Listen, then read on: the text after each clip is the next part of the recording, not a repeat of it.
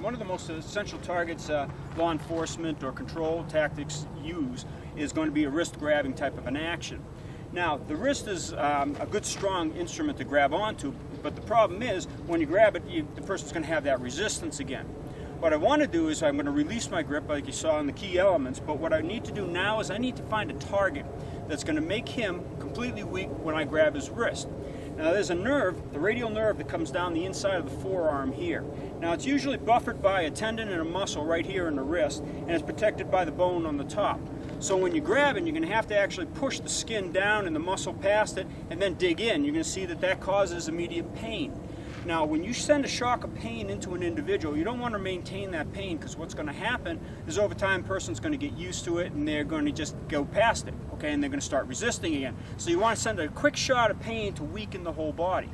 Now, what you're going to see this nerve can actually accomplish is it's going to weaken the hand. So if he has a grip on something, it can weaken that. It's going to open up his hand. So if you tighten that hand a little bit, and I squeeze this, you can see that thing just springs open. Now, when you push this nerve, as I said before, you got to push past that muscle and that tendon. You're going to squeeze the nerve against the bone and then pull it toward the hand, and that's what's going to cause the physical weakening of the body.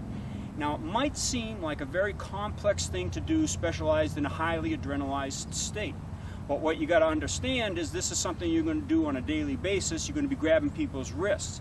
As you get used to just grabbing that, you're not going to even be thinking about it anymore. You're just going to grab right into the person to cause that weakness and that shock. And like I said, it's only a split second to get that control over the person that we'll get into a little bit later.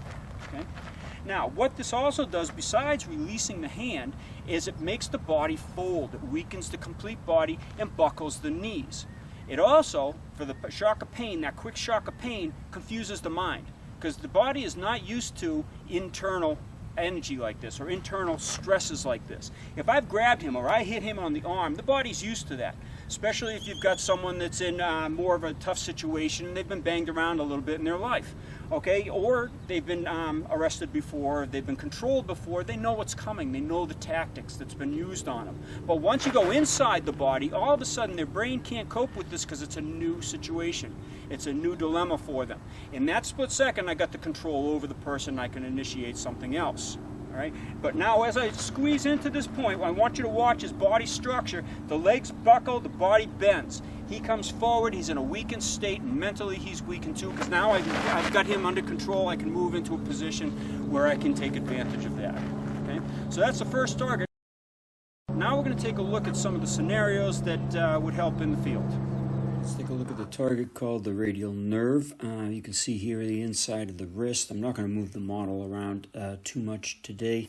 But when we take away the skin in the wrist, you're going to start to see the wrist has several different nerves on the inside aspect. Here you have the superficial branch of the radial nerve. And let's see if I can catch this one in through here. There we go. And this is the lateral antebrachial cutaneous nerve. Now, it's the radial nerve that we're actually after, and you can see how it tucks in and among the tendons here, okay, right in through here, but you see how also it's exposed in a great area right in through here, so it's not really hard to find or to access. You could also catch the other nerve here with less effect on the person, but it also does have a slight effect. So if you're off by a little bit, you're going to catch it just as well. Now, the reason this is so effective is that, let's get rid of the connective tissue first, and let's get rid of the muscle systems. You're learning to push that down and then pinch it against the bone. Yeah, you have an artery and a vein in there, but it's not too powerful a technique. You're pushing this down. Let's go this way, get the pen here. You're going to push this nerve down past the bone, and then you're going to push it back into the bone. So that'll have a hard background that you can compress this against and cause a burning or a searing type of a pain. As it said in the video, you can also weaken the person's body. Okay, the knees buckle, body folds. So it's a very important target in law enforcement.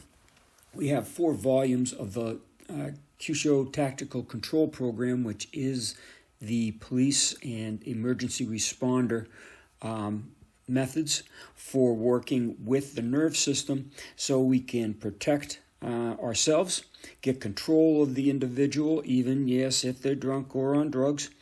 And there are different nerves that work in different aspects. And this is how we teach. We have the 4 volumes. This is just a snippet of the first volume. And there's about 10 sections here to go, and it shows you all sorts of applications for law enforcement agents, control, bodyguards, bouncers, you name it. This will work for you if you're in that field. So take a look at the extended version. I'll show you about 9 more applications of this target.